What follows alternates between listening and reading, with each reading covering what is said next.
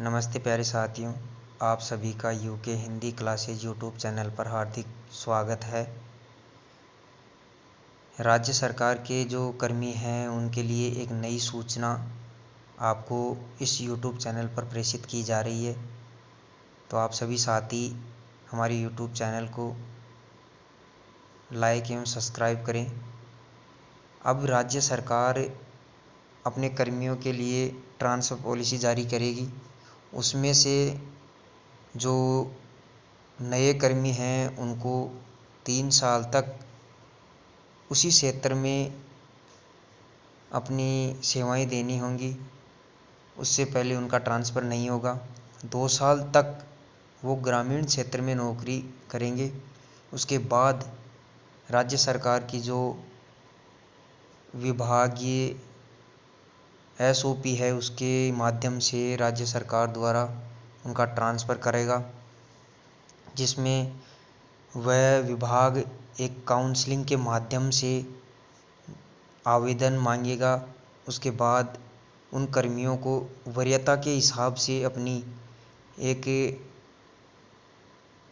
खाली पदों की एक सूची जारी की जाएगी, जो वो पोर्टल पर आपको दर्शा दी जाएगी। उसके बाद आपको पता लगेगा कि कौन से क्षेत्र में आपके किस ब्लॉक में कौन सी सीट खाली है, आपको किस विभाग की किस पद पे वो सीट खाली है। ये सारी सूची आपको हर वर्ष की जनवरी माह की 1 से 15 तक अपने अपने विभाग ऑफिस में खाली पदों की जो सूची है वो पोर्टल पर जारी कर दी जाएगी। उसके बाद आपको आवेदन मांगने पर आप उन क्षेत्र के जो पद खाली रिक्त हैं उनको जांच कर अपना जहां आप ट्रांसफ़र करवाना चाह रहे हैं वहां अपना फॉर्म में उसको फिल करना है। उसके बाद 1 से 28 फरवरी तक अपने ट्रांसफ़र के डिज़ायर के लिए आवेदन कर सकेगा। उसके बाद आवेदनों पर विभाग 30 मार्च तक काउंसलिंग करेगा। काउंसलिंग के बाद निर्धारित प्राथमिकता और नियम के अनुसार 30 अप्रैल तक ट्रांसफ़र सूची जारी करेगी। यानी इसमें अब क्या है कि जो ट्रांसफ़र है वो जनवरी माह में ही करे जाएंगे। उसके बाद अप्रैल के अंत तक उनका ट्रांसफ़र कर दिया जाएगा। तो इसमें क्या है कि पहले काउंसलिंग की जाएगी। उसके बाद जो विधवा हैं, दिव्यांग हैं, एकल महिला हैं, भूतपूर्व सैनिक हैं, उत्कृष्ट खिलाड़ी हैं, पत्नी प्रकरण हैं, पीड़ित हैं, शहीद हैं, ये इनको क्या है कि जो काउंसलिंग में इनको पहले बुला लिया जाएगा। और मान लीजिए कि आपके क्षेत्र में 3 सीट खाली हैं, तो उसमें आपके क्षेत्र में ये भूतपूर्व सैनिक 1 है, उसके बाद एकल महिला है, उसके बाद आप हैं। तो आप उस क्षेत्र में उस काउंसलिंग के तीसरे नंबर पर रहेंगे। यानी आपकी वरीयता है, जो वरीयता है वो वरीयता आपकी तीसरे नंबर पे जाएगी। यानी पहले उस महिला को दिया जाएगा, उसके बाद उस भूतपूर्व सैनिक को दिया जाएगा, उसके बाद आपका नंबर है। जैसे आप किसी भी विभाग में आपकी काउंसलिंग होती है, उसी तरह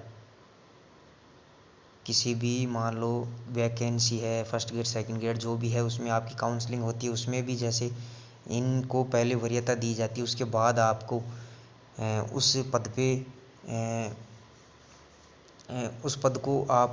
उस पद के लिए आपको नियुक्त किया जाता है। उसी तरह ये राज्य कर्मचारियों की जो नई ट्रांसफ़र पॉलिसी आएगी उसमें भी ऐसा ही रहेगा।